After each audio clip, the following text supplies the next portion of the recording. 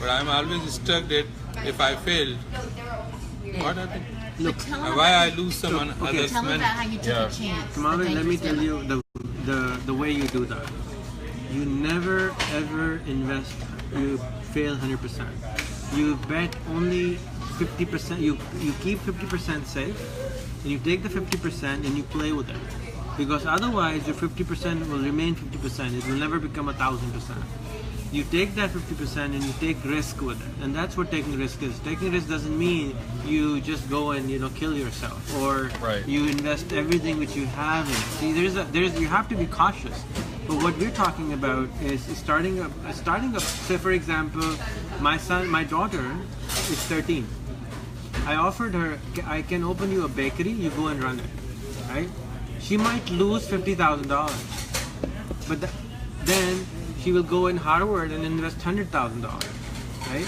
But the amount she will learn by opening a bakery and running it for a year, she will learn more than anything else in the world. And if you go in with the assumption, knowing that most businesses do fail, okay, you know that most businesses fail ahead of time. So you realize that failure is not the worst thing because it's very common. Like even restaurant business, okay? Not doing the failure is the worst thing. There's so much competition in restaurants, right? Like, everybody's trying to compete for the same kind of thing. So you have to have better food. You have to, and there's trends, right? One thing like Thai food is the hot thing. Everybody's eating Thai food, but 5 years from now the new thing is this kind of food, or, so there's all these different trends. You may be hot one time, now you're not hot it's not a popular thing anymore. So the point is that you may make assumptions. So ICO will not, for sure, will not be the hot thing in 5 years. For sure, 100%. Because there will be something else. But right now, it is the hottest thing, and everybody's there's a tide. There's always a tide, and people who are more successful jump from tide to tide, but you don't have to. My reason for doing it is not to make $1 gazillion.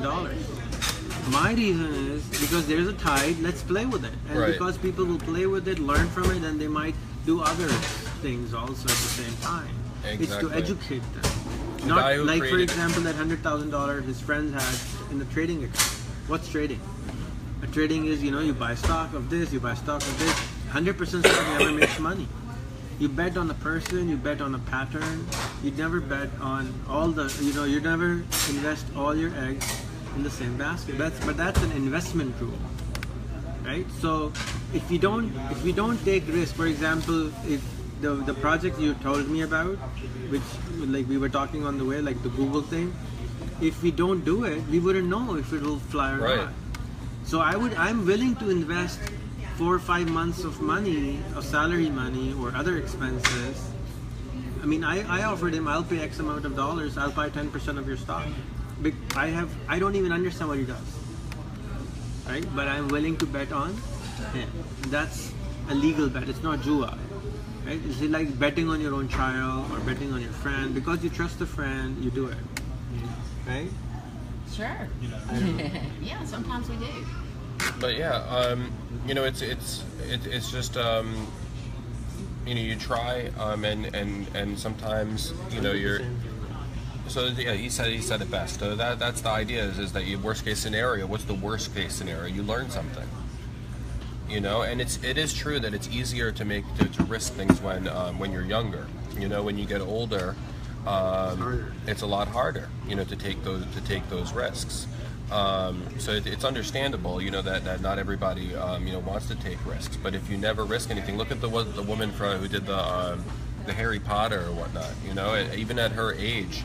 I don't remember how old she was, but I don't think she was a teenager. 40-something. Yeah, she came out with those books, and they were so popular. So just do it instead of thinking about it, and you try it and see what happens. So let's launch the coin. Yeah. And how many should we launch? Let's make 1 million because I have 1 million followers. Almost. Okay. And let's give it a coin to everyone. Does it make sense to give one coin? Should we make like 10 million? You know what? I'm gonna ask a couple people because I have some. That's our organization. We have a couple different people, and we all have different strengths that we bring to the table. So Zach is someone who I work with, and he devised our token scheme, and I'll ask him what he thinks about it. Zach is the guy. Yeah, Zach is. throwing the party? Yeah, he's on our team, and he's helping us with a number of different things. He's a technical writer, very good with marketing. But we're having a party tomorrow, and it's in St. Augustine.